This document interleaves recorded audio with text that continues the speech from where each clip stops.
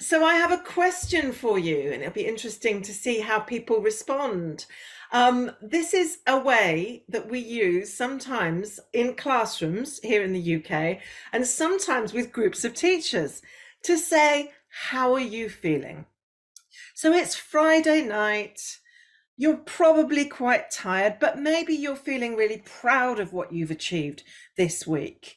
Maybe you're feeling disillusioned at the moment. Maybe you're feeling really excited because one of your students has had a breakthrough. I would like you now, and I'm going to give you a couple of minutes while I try and remove unwanted guests, in the chat bar to choose just one of these images, one of these little people that represents how you are feeling at this moment on Friday night, the 4th of November 2022. Which picture most closely represents how you're feeling? What would you say, Hareen? How are you feeling this evening? Wow, that's interesting. Well, should we let other people, first of all, put their choices? That wasn't fair. I'll let you think about it because that wasn't fair. Yeah. So those of us on Google Meet, look at the tree and choose a number that represents a person. How you're feeling. Look at the tree. Look at the images of the different people. They are numbered. And please text on the chat how you're feeling, whether you're feeling like number 7, or whether you're feeling like number 8, whichever it is.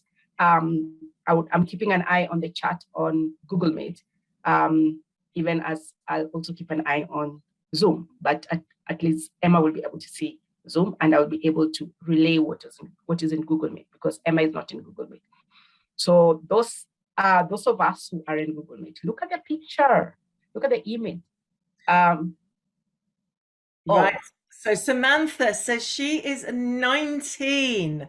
So I'm just looking for number 19, and number 19 is... Sorry.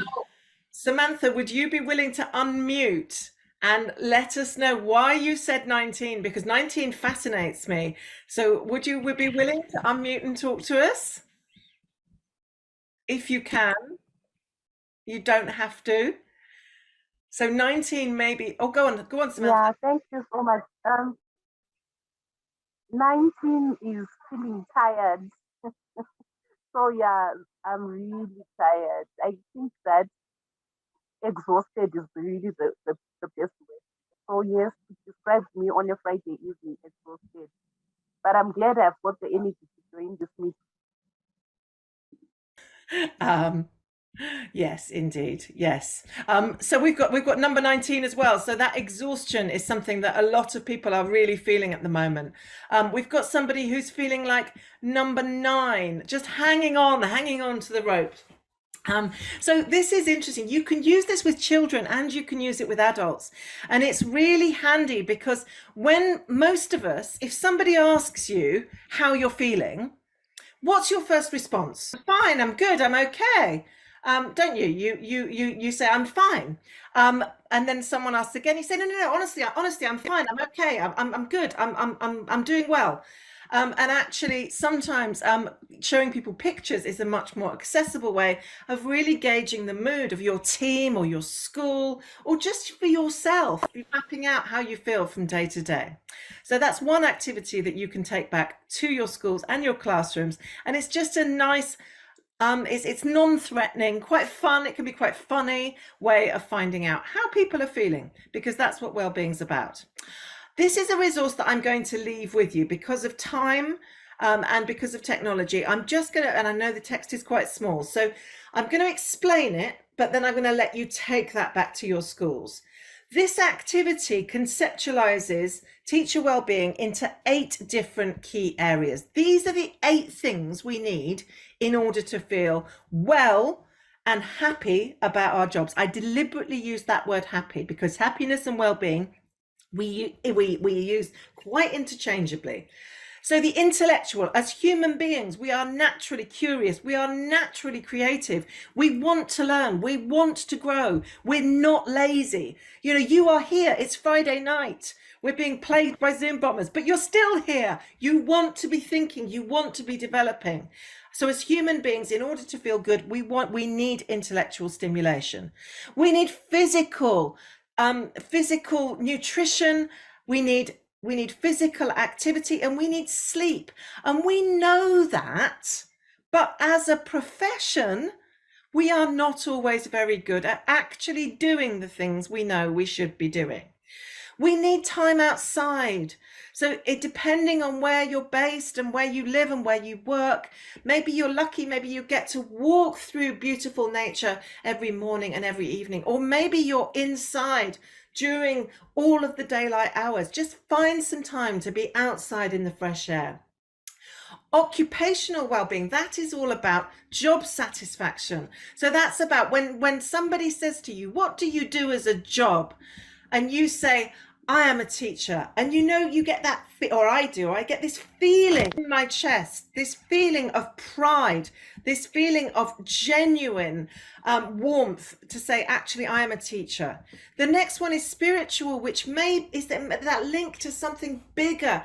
Perhaps that's a religious element. Perhaps that's a sense of waking up in the morning and knowing that your existence matters and that you have a reason to get up in the morning because you are making a difference. There's this social. We need a sense of connection with other human beings. That's why we're here tonight, is to listen to one another, to talk to one another, to just be in the same digital room as other people who see the same things as are important. And actually, of course, COVID had such a huge impact on that sense of social connection. Then there is financial. We need to feel financial security in order to feel a sense of well-being. Not knowing where our next food or heating or fuel is coming from has a massive effect on our well-being. And we know that internationally, globally, there is a financial crisis which is affecting people in all sorts of different ways. And many of your children in your classrooms will be affected too. And finally, there is emotional well-being, the eighth element, which is the ability to cope with a wide range of human emotions and create satisfying relationships. So with this activity, if you want to you might want to quickly do this now, but you take it back to school, take your time. Herine will share these with you, and you can actually, and I will post the image onto the Twitter of Africa Talk Radio too. So spend 5 minutes thinking about yourself, and I suggest we move away from the chat and just do some quiet reflection.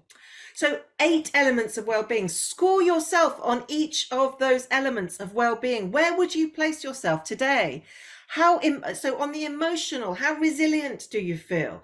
How connected to other human beings do you feel?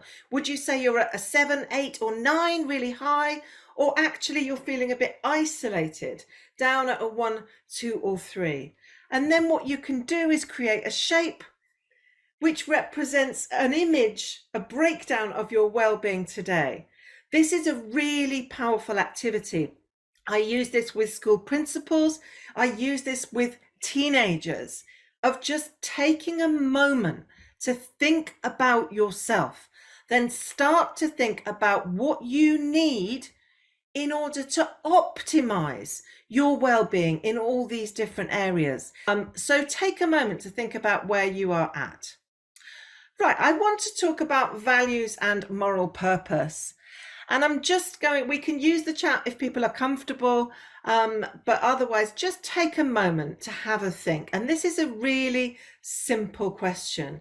This is the question of why you do the job you do. Okay, we are losing, I know why we're losing the sound. Apologize sincerely, I'm very wary of the chat now. So I didn't check it for a few minutes. So everybody should be able to hear again now. It's because some people are listening through Herine's computer.